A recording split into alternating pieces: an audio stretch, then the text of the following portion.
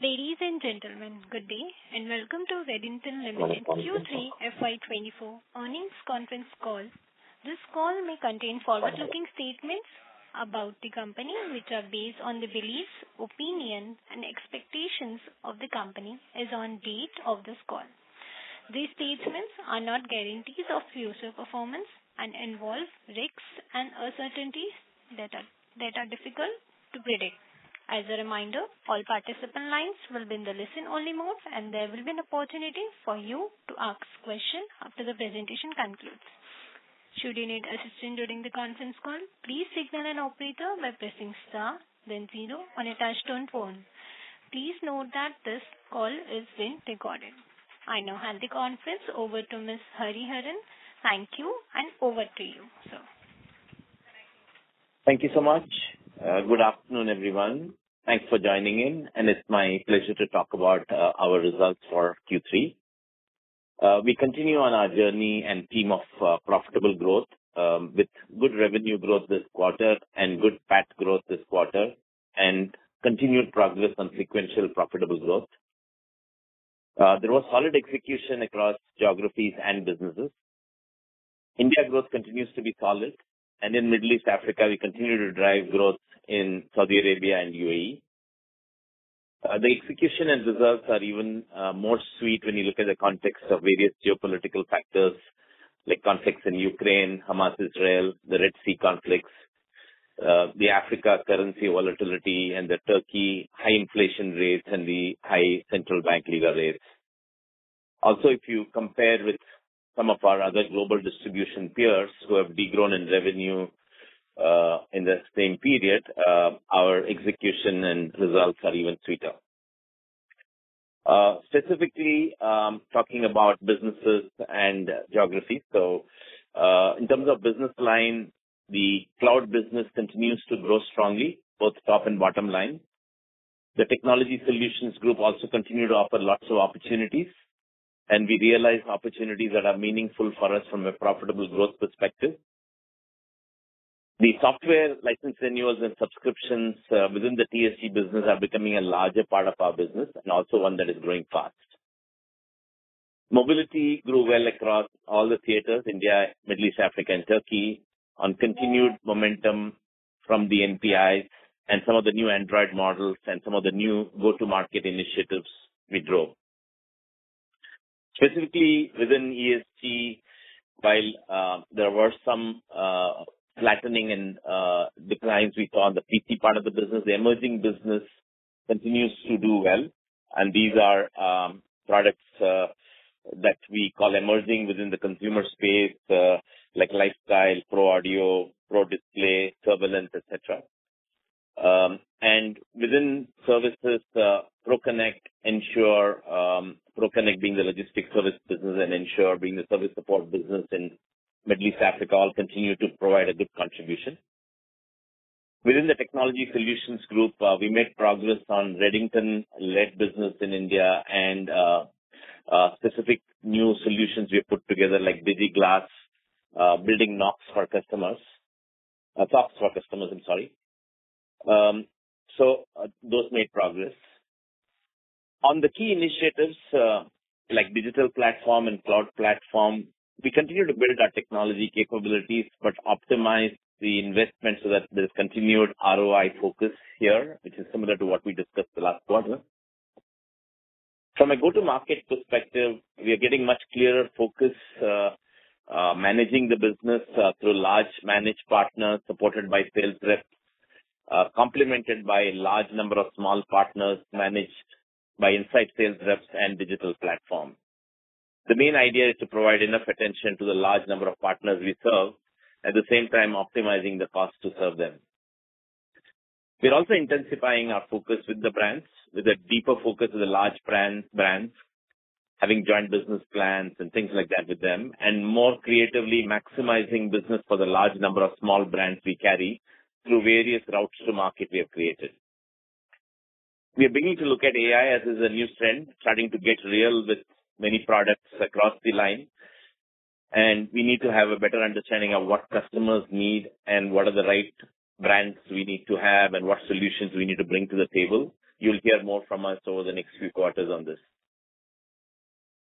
We continue to win many awards and industry accolades across all geographies as best distributor. And now this year, even with some of the hyperscalers giving us the best distribution awards across the theaters, showing Redington's pioneering and leadership position in newer areas too.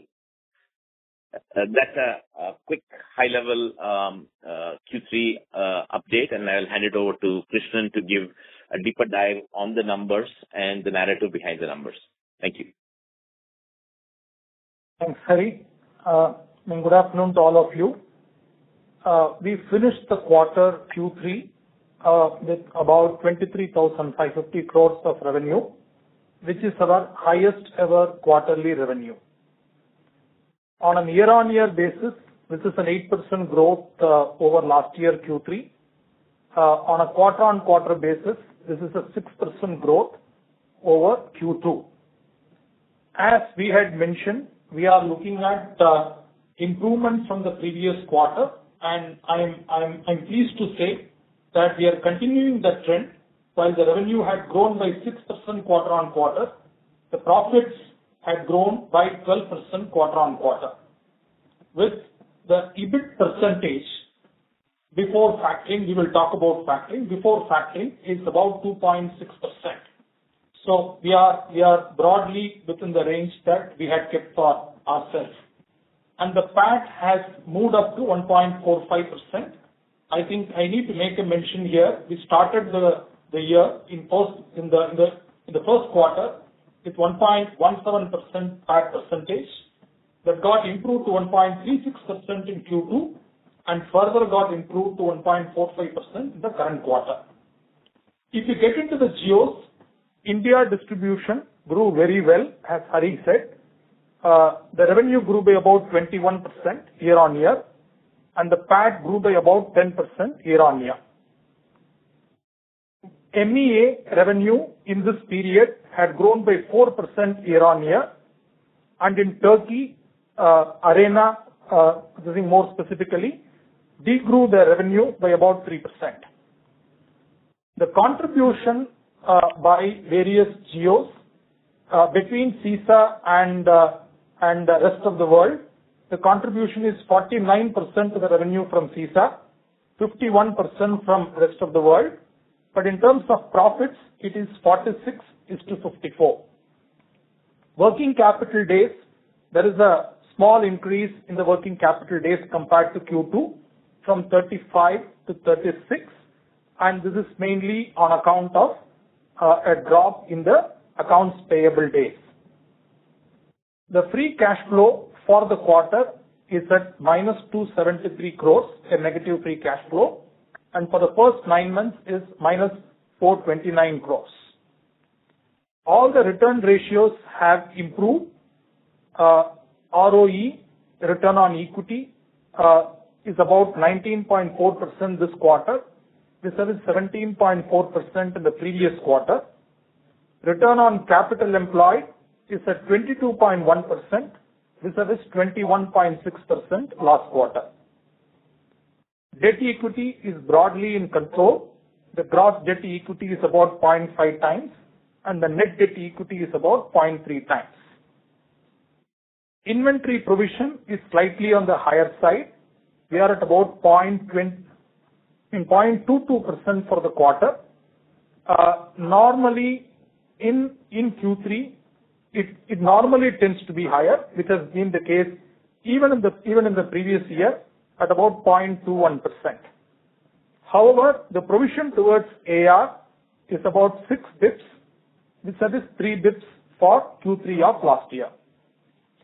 More specifically, with respect to business verticals, we had been talking about cloud.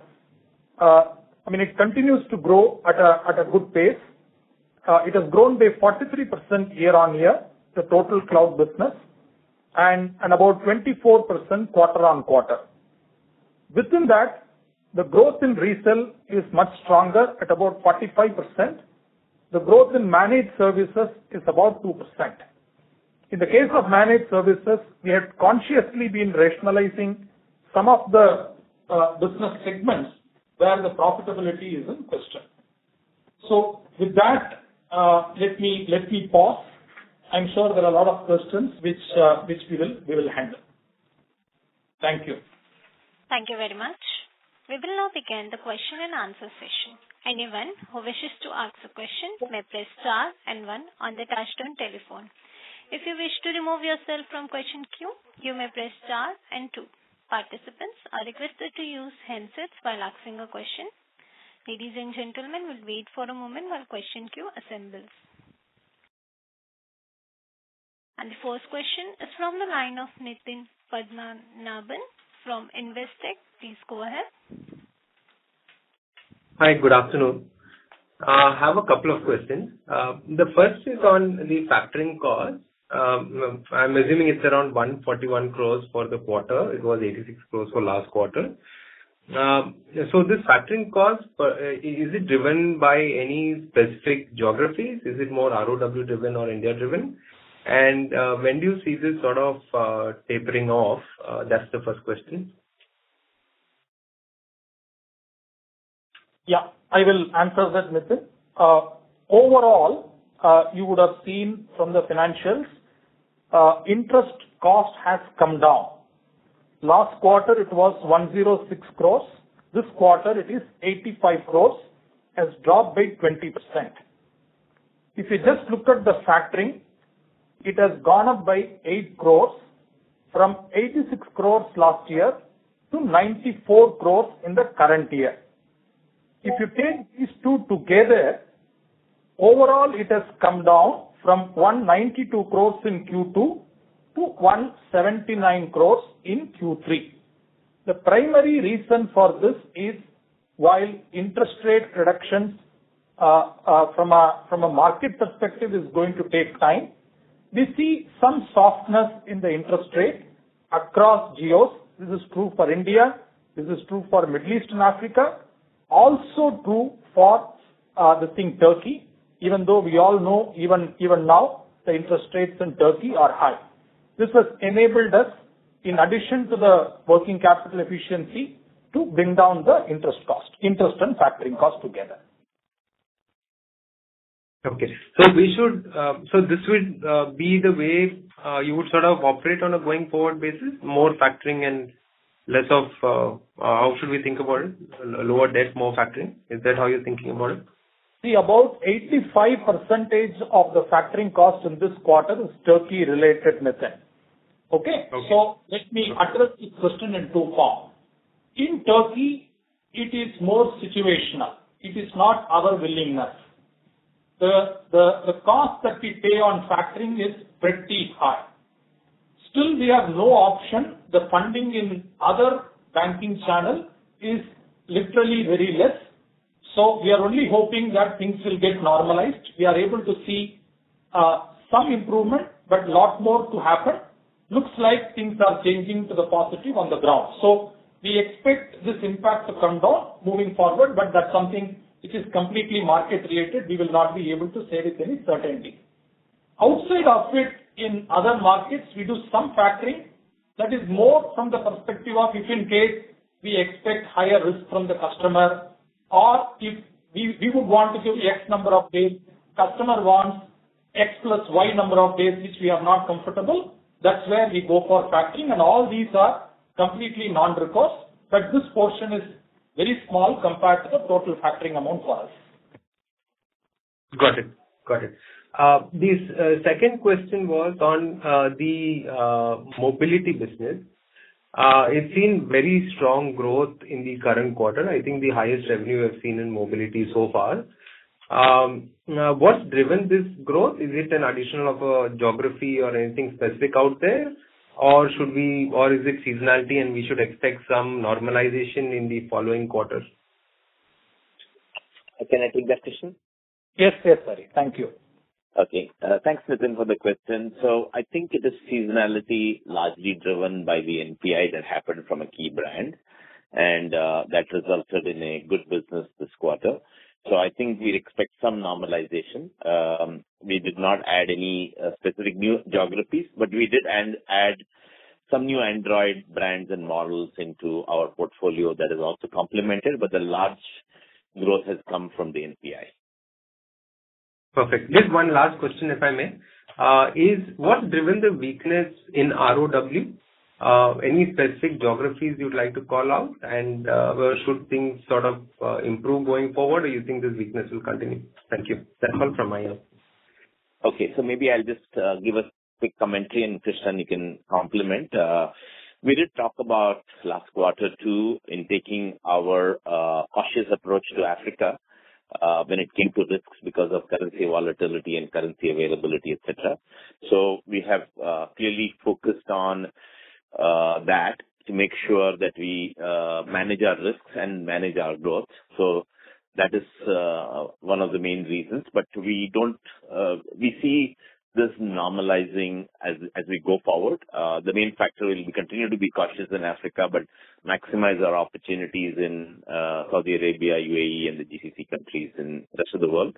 And in Turkey too, we will continue to play to win and not lose share, and based on how much capital is available, etc. So we will Africa is our big key call out. Yeah. Perfect. That's very helpful. Thank you so much, and all the very best.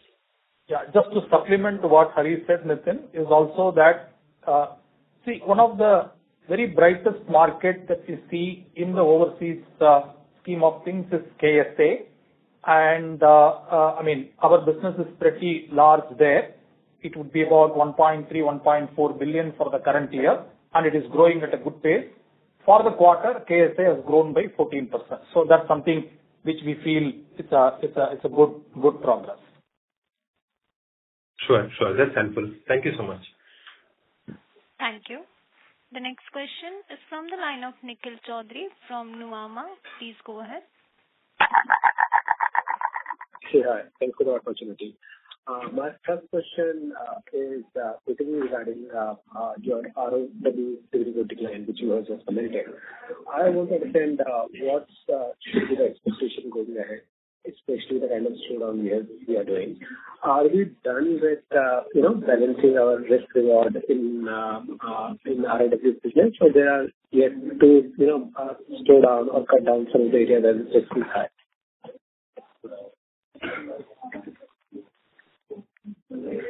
Okay. Your question, frankly, is not clear to us. I will state it. Maybe you can confirm. I think your point was, what is the sustainable growth in ROW? Are the currency issues are all sorted out? Is that your question? Yeah, the short-term growth, till the time issues, you are still working on the issues, and then medium-term growth outlook. Yeah. Hari, would you want to pitch it, or I'll answer? Okay. It was a bit of a noise, so I couldn't hear the full question. Thanks for rephrasing. No, we continue to see good opportunity in ROW, and in the same businesses that we talked about, both cloud and TSG. We see very strong opportunities across the board, whether it's KSA, whether it's UAE, GCC, and in Africa too. In Africa, we do a lot of back-to-back business on TSG and on cloud. So definitely the growth will continue to be there. And mobility and PCs also we expect, based on what we see from IDC and Gartner and others, the projections for market in the coming year, from what the analysts say, looks promising. Sure, sir. My second question is on software licensing revenue. Like you have highlighted, cloud is growing faster for you, and software licensing is increasing in terms of overall contribution of revenue. In terms of overall margin, can we assume that margin in this business is relatively much higher compared to our blended margin? So, in the pure software and the software as a services business, hyperscaler margins are similar to hardware margins. The platform as a service, software as a service is slightly higher, but not much higher, because it's still a resell. And Krishnan talked a little bit earlier about services, managed services we provide. So there is an opportunity for us as we resell whether it's infrastructure as a service or platform as a service or software as a service, there is an opportunity for us to play a role as a distribution company to appropriate some managed services. And so those definitely yield higher margin. And we are at the initial stages. We do a small amount in all regions right now, and we're building competencies to scale that and work together with our reseller partners to provide that. I think there the margins will be a lot higher. Sure, sir. Understood. I have just a couple of bookkeeping questions. One is in terms of how should we think about tax rate if we going forward? And second is that the employee expense as a percentage of revenue is one of the lowest, close to lowest historically. So how should we think about it? Thank you. Sorry, your first. Yeah. Sorry, Hari. Yeah, I couldn't get it, so if we can repeat the question. Yeah. First is regarding the tax rate. What should be the normalized tax rate going forward? And second is your employee expense as a percentage of revenue is one of the lowest, close to lowest historically. So how should we think about it? Yeah. So on the tax rate, if you recollect the earlier conversations, Nikhil, we had been saying it would be about 22%. Okay, that's where the current tax rate is.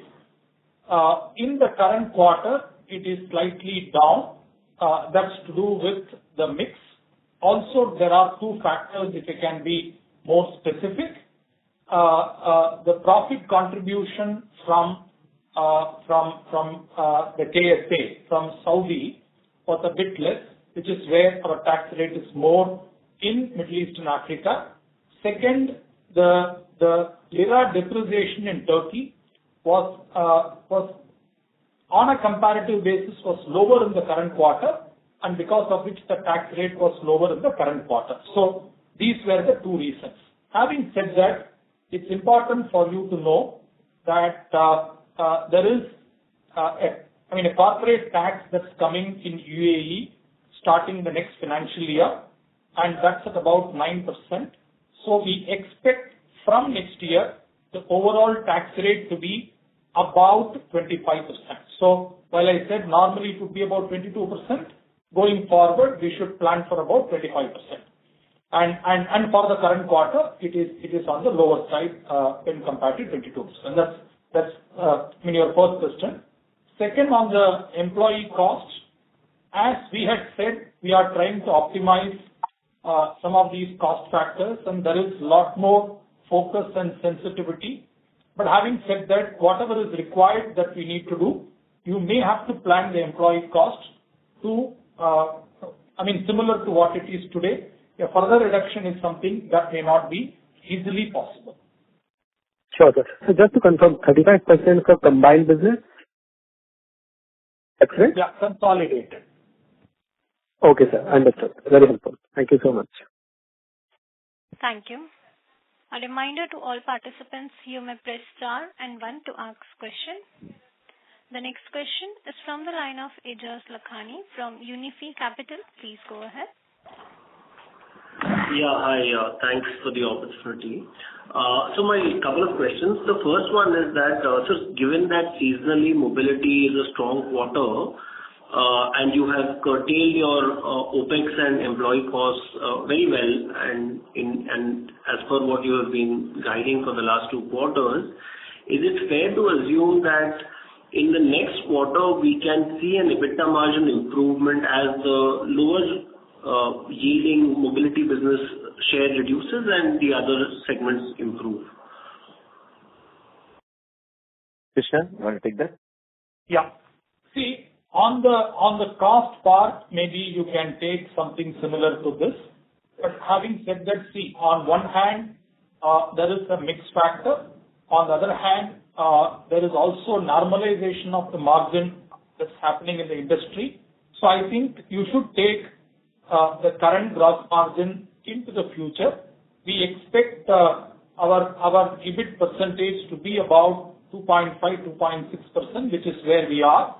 So for the immediate quarters, my submission will be to take a similar EBIT percentage. But as we move forward, as the proportion of TSG business goes up, services contribution goes up, this tend to go up. But that to happen in the immediate quarters is unlikely, Aegis.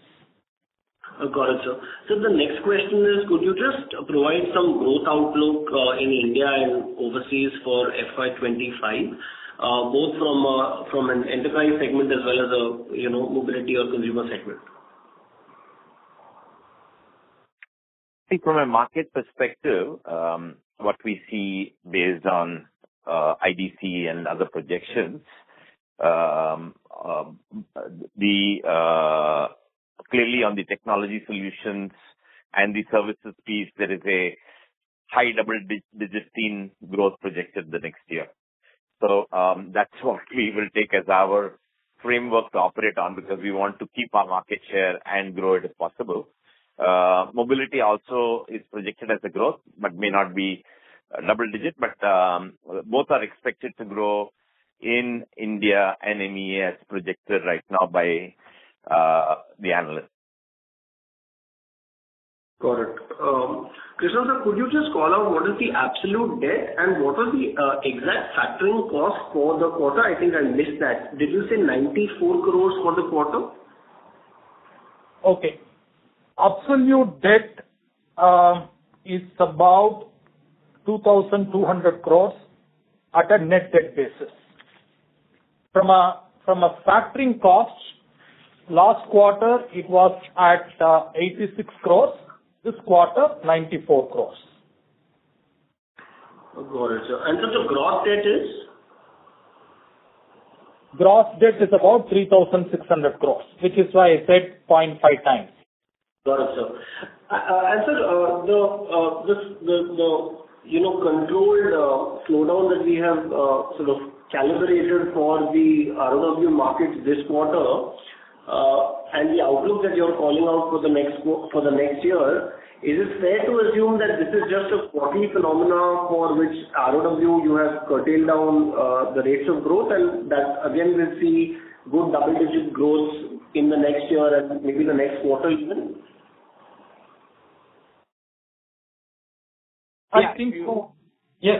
Please go ahead, Krishna. Go ahead, please. Yeah, I think so. Just see, the thing is, I would want to mention that if you look at the long-term trajectory, we have been maintaining a double-digit growth, and that's true even for the first 9 months of the current year. I think we should be able to maintain similar growth as we move forward. But having said that, our objective very clearly, as we had articulated, will be profitable growth and with capital efficiency. We don't want to make a compromise on profitable growth and capital efficiency for sure. Second, you also need to keep in mind that evolving geopolitical challenges. Every day there are various news that are coming. Last time when we had the call, we have not had the Red Sea issue, which is currently becoming more and more grievous. So we just need to be careful. We will evaluate the situation because a lot of capital is being deployed, and we would take a conscious call what is beneficial for us. Got it, sir. And sir, the working capital now, can we assume it is completely normalized and it will remain in this current range that you've been calling out of 35 to 40 days, and no surprises or changes here, right? I think so. That's what we are working on, and you would have seen some stability in the last 2-3 quarters. Sure, sir. Thanks so much, and all the best.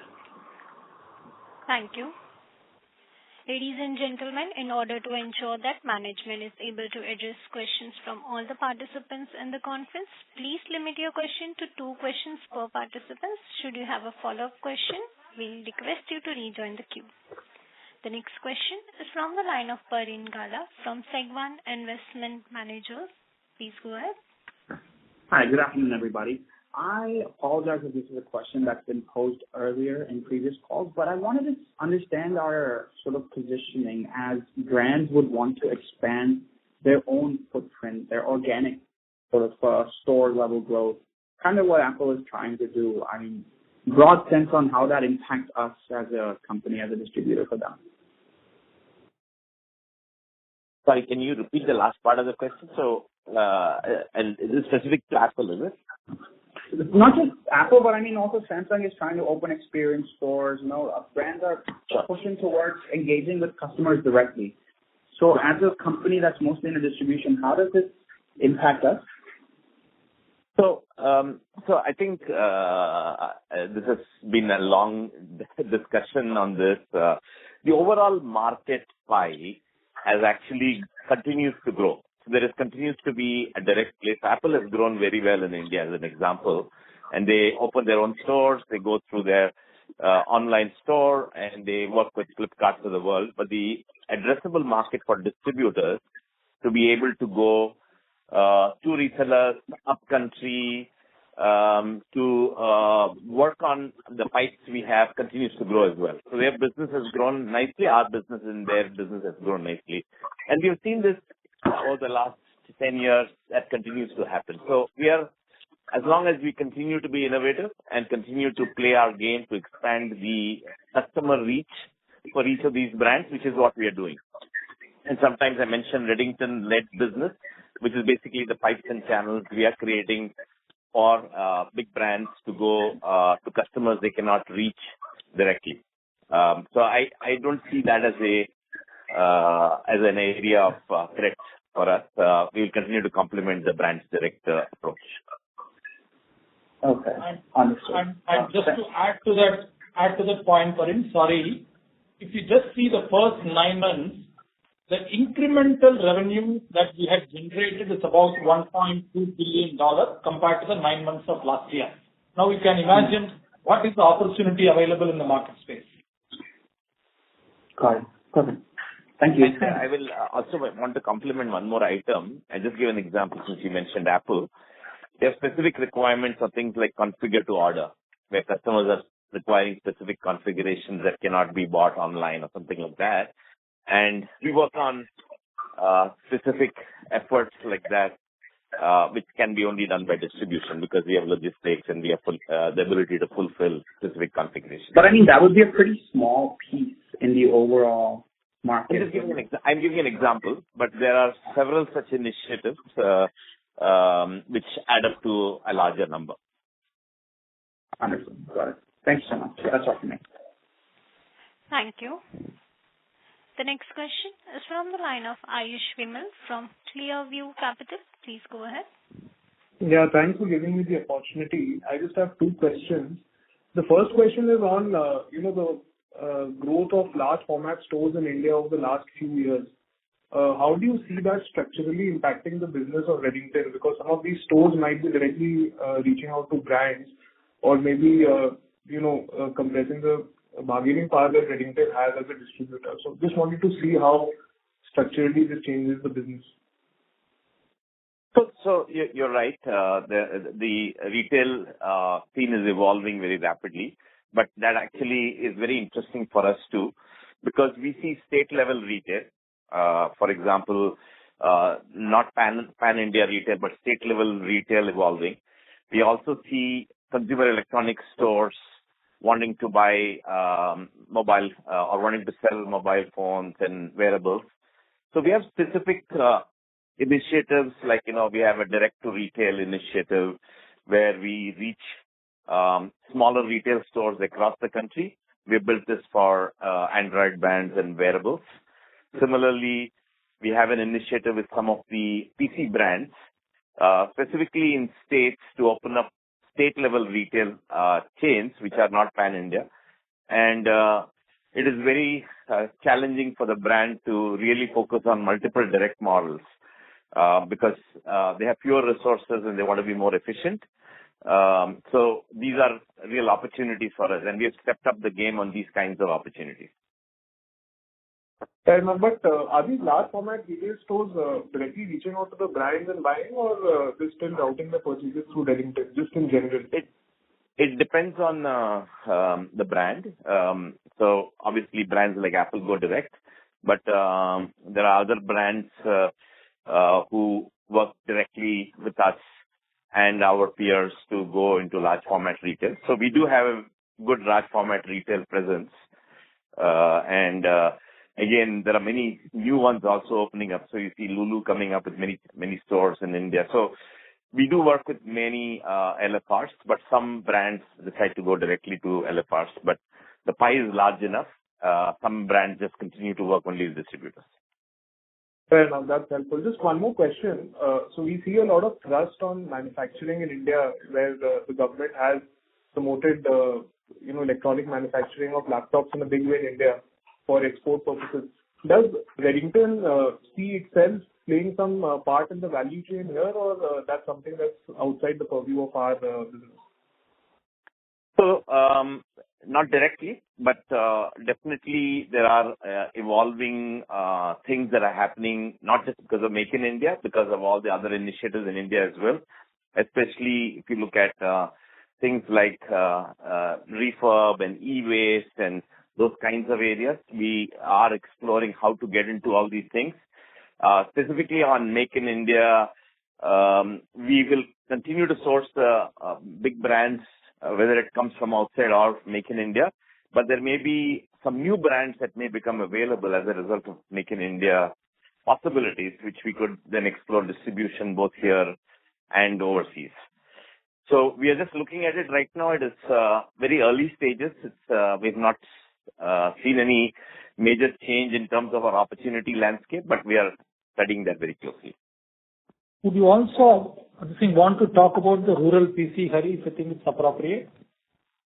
Sure. I mean, it's very early stages and early discussions still, but we all know that out of the 1.4 billion population, nearly 800 to 900 million live in rural areas, and they've all got smartphones now. The PC penetration is very low. And again, this is a big opportunity, and we are exploring that segment and the ability for that segment to start buying and getting into compute, especially with the lower end PCs and with AI coming into the picture. There is a lot of possibilities now where things are, the computer does things for you rather than you work on the computer. So again, this is exploration going on where we are partnering with some brands and some rural go-to-markets to be able to make this segment a viable opportunity for the future. So just to clarify, for electronic items which are purely manufactured in India for the purpose of export and not for consumption in India, I don't think Redington has some role to play there, right? That's a value chain that's outside actually the purview of a business, if I'm not wrong, right? Yeah, it is. But what happens is because Redington is seen as a pan-geography distribution partner, and because of scale, we do get approached sometimes to be able to do things in Africa or MEA where something has worked in India. So it does happen, and so that's where the opportunity comes up. Got it. Thank you so much. Thank you. The next question is from the line of Kushagra from Old Bridge Asset Management. Please go ahead. Yeah, hi. Thank you for the opportunity. Few questions. One, so in your opening remarks also, you sort of mentioned that, you have started working with some Android brands. And if I look at your numbers as well, while your top 5 brands contribute around 60-odd%, but it's actually the remaining 40%, which is growing actually much faster. And that sort of coincides with the growth in mobility as well. So just wanted some more color on your tail brands in a bit detailed manner. Like, is this more like market forces taking their shape, or your conscious strategy towards making them bigger? And how do you see, working capital and margins associated with these brands? A more color over there will be quite helpful. Okay, I can just give you a little bit on the brand perspective and maybe the working capital and margin. Krishnan, if you can jump in on that. So I think it's a combination. We definitely want to be able to participate in areas to maximize our market opportunities on smartphones. And we're clearly focused more on brands that are more international and multinational and have a global brand name. And so that has been our focus without naming specific brands. And so some of these brands, they use us as a exclusive distribution partner to be able to get an entry and foothold into various routes to market. But we definitely want to continue to maximize our partnership and our relationship with leading brands like Apple. But we will continue to play a supporting role for the Android brands and to maximize the opportunity there. And with respect to margins and working capital, this is more or less similar to what we see in other MSG brands.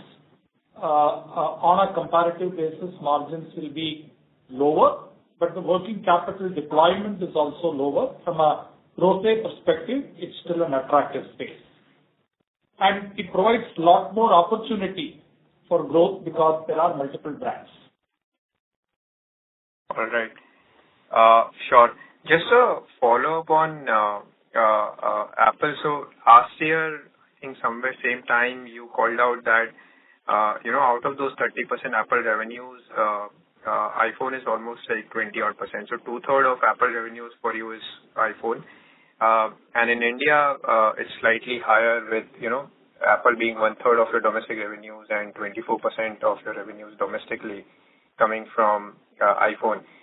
Can you give us similar numbers this time as well? And I mean, specifically for domestic, because mobility in domestic as well as Apple seems to have grown quite well. And also, apart from these numbers, if you can help us understand, what would be your wallet share in Apple's overall India revenues right now? A ballpark number, a broad figure, or a range can also work. See, I don't know in what context we had said this before. See, the thing is, we are not supposed to talk about any specific brand. That's not something that's allowed under the contractual terms. So, if you permit us, we would want to pass this question. Sorry. No worries, sir. And last, if I can just squeeze in, so I just wanted a perspective on your enterprise business as well, both overseas as well as domestic, because, past couple of quarters, you guys have been quite categorical about investments increasing from government, enterprises, including some prominent banks as well. But off late, I mean, the numbers have not been very optimistic. So just, is this more like lumpy thing coming in or something else? If you can give some more color over there, will be quite helpful. Yeah, those were my questions. So, Akshan, you want me to say something and then you'll add on? Yes, sorry. Okay. So the opportunity continues to be very sizable on the enterprise and the technology solutions business. And there are a combination of reasons you will see numbers in a particular quarter. It could be that the decision cycles are a bit longer and we have a larger backlog that we carried on from one quarter to another. That is one situation. Second, we decided to walk away from a few that were not profitable enough. And so that was the second one. And as we work into, I specifically mentioned about license renewal and subscription opportunities. From a accounting perspective, there are some specific things that happen in terms of gross revenue and net revenue on this, and maybe Krishnan can throw a bit more light on it. But the opportunity size clearly on the TSG space continues to be very promising, and we want to continue to play very hard on it in terms of, because it gives us a good growth on top line and a higher margin as well. So clearly we are focused on that. But from a specific quarter perspective, there are many things at play that happens on it. SPK, you want to add some more? Yes, Hari. See, in the technology space, very specifically in the services part of the business and renewals part of the business, because of the risk and reward that we take with the vendor in some of these businesses, the complete invoice amount cannot be recognized as a revenue, which is what Hari called it as gross and net accounting. So as we do more and more of these businesses, only the spread, between the invoice value and our cost of goods sold would be the revenue. So to that extent, there is, this quarter we have had more proportion of the services and renewals business, which has dampened the growth in the technology solutions growth. We continue to get healthy margins, but the top line, the growth between gross and net actually shows a bit as if it is lower growth. All right. That was quite helpful. Thank you and all the best.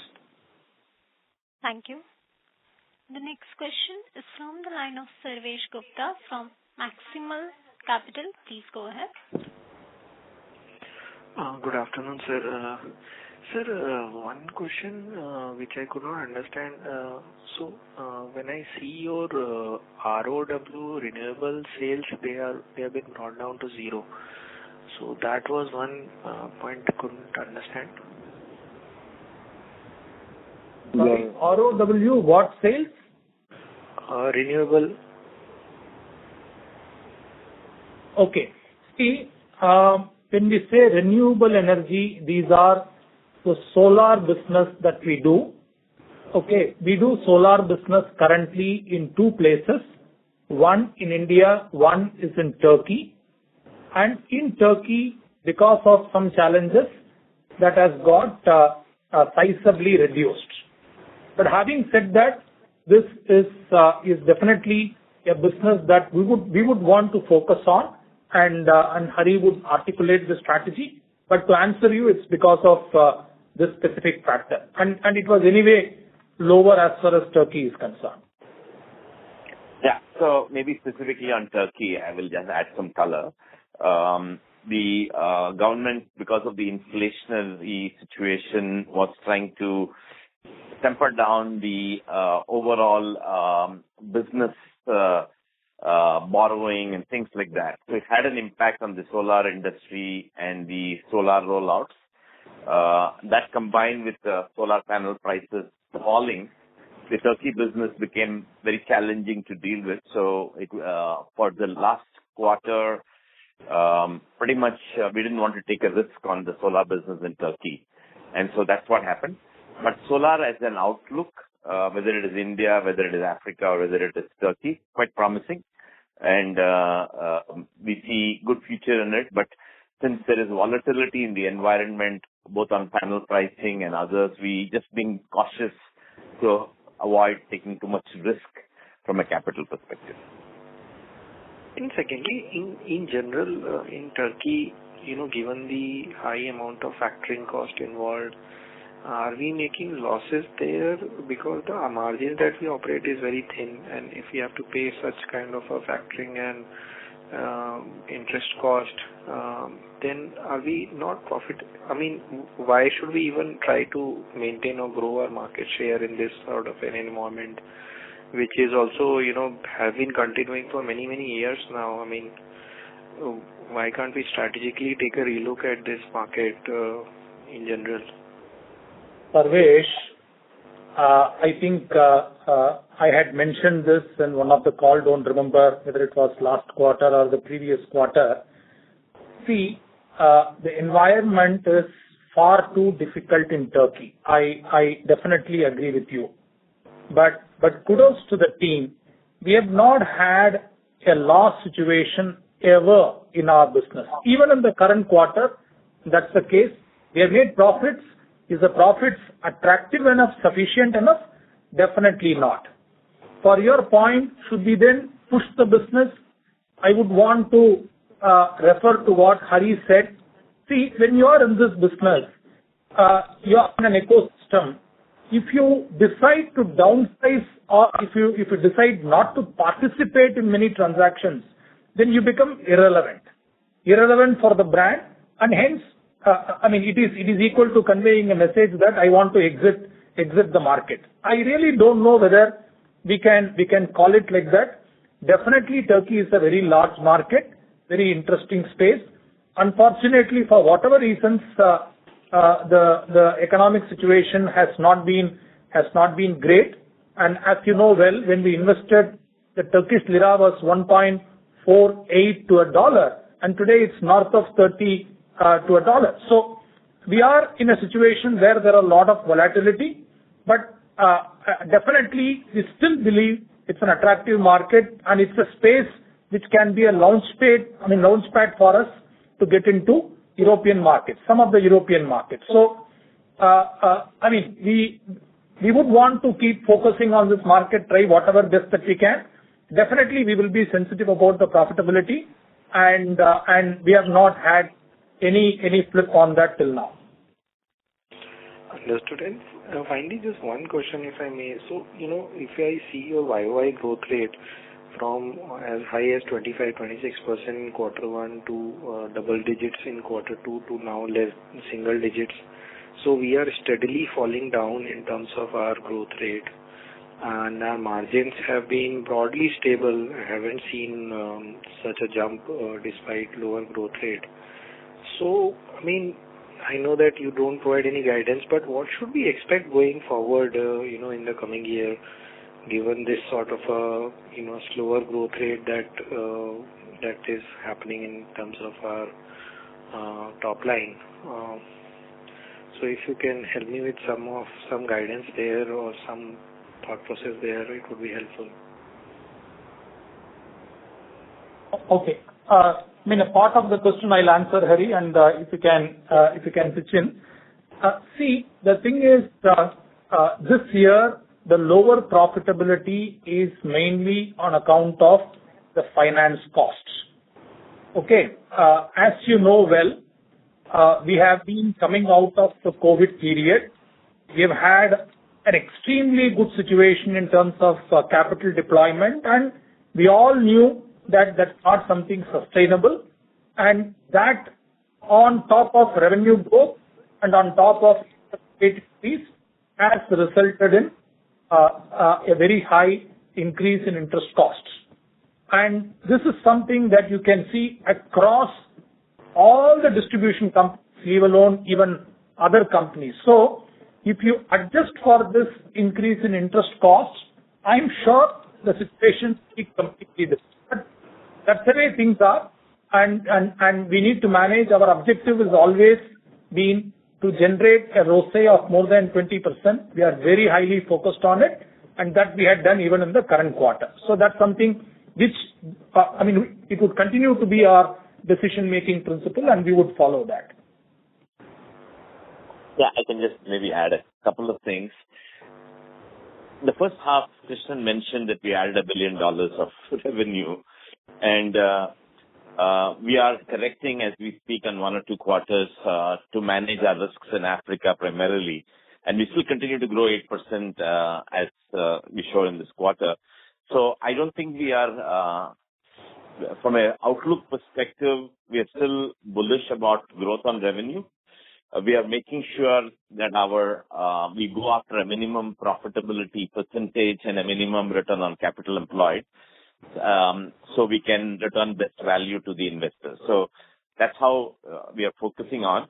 But we do see in every space we operate enough opportunities, whether it's technology solutions, cloud, mobility, and even in consumer with AI around the corner. All the discussions we're having with the brands, there is AI PC going to be introduced and AI chip in the servers and new solutions. So the next 2-3 years, there are going to be inflections. Clearly, we're going to take advantage of those, but we do want to be careful about not taking too much risk in certain markets. We're correcting for that. We're also correcting, as we mentioned, a little bit about the investments in some of the platforms and technology we did so that we can appropriate the right profitability levels, yet getting the return on those technology investments. So those are the broad directions we are taking. I don't think we are slowing down or deliberately slowing down on revenue opportunities or market share. So that would be my thought process in terms of outlook.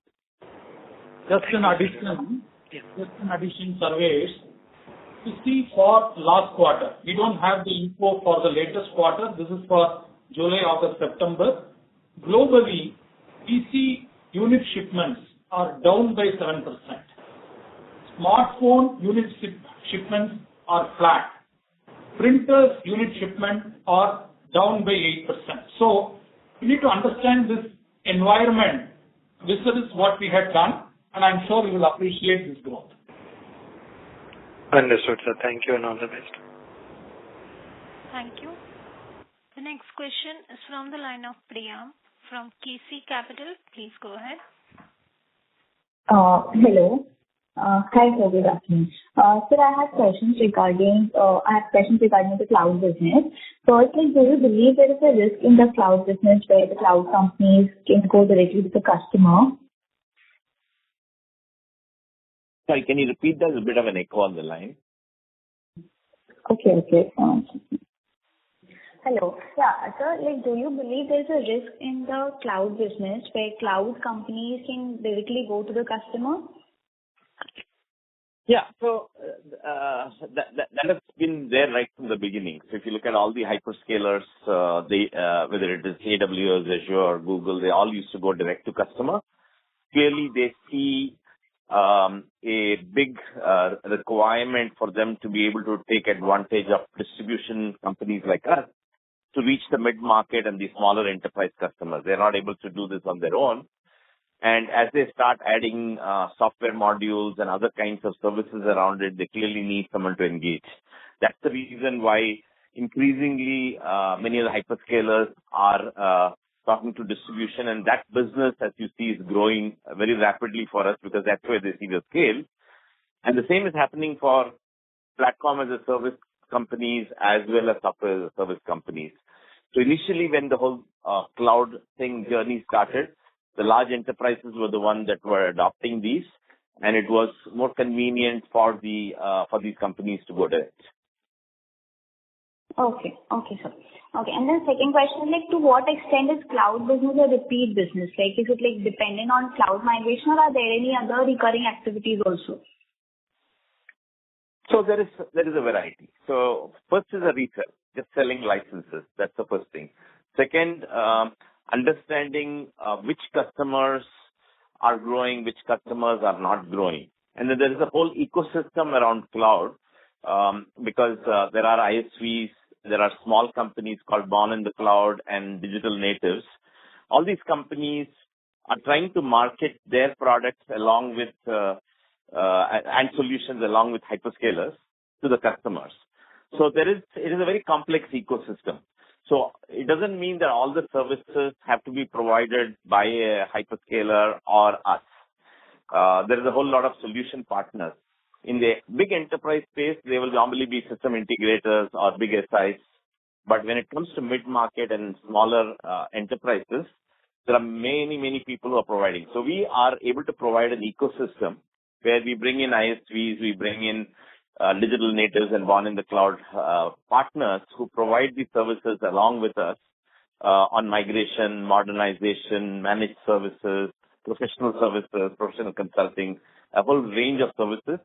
That's what we are creating. So we are beginning to specialize and build competency in a few areas as a distributor, but then we partner with these people so that as licenses are bought for these services, there can also be managed services created around it.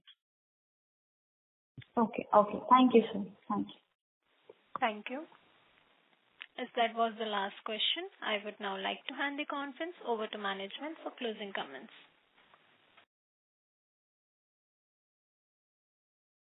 Thank you so much for attending. I hope you found the Q&A session useful. And if you need some more answers on anything that we have not been able to answer or somebody wasn't able to get on the line, please feel free to reach us and we'll be happy to respond back to you.